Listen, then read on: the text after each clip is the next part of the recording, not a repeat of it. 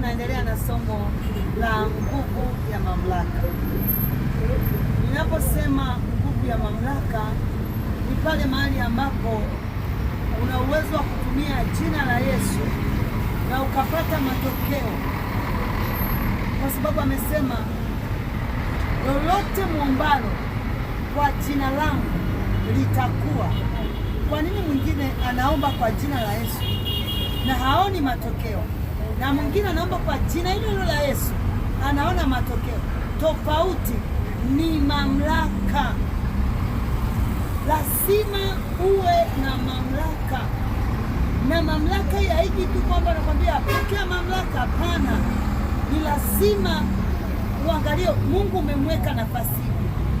Ukimweka Mungu kuwa na namba moja, na yeye atakuweka kuwa namba moja. Hakuna jambo utakalotamka aache kutimiza.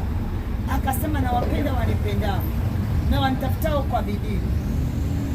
Kwa hiyo kinachotakiwa ni wewe kuhakikisha kwamba umemkiri Yesu kuwa Bwana na Mwokozi wa maisha yako na kuishi hali ya kiungu ndani yako. Hakuna utakachotamka kisiwe. Shalom, shalom.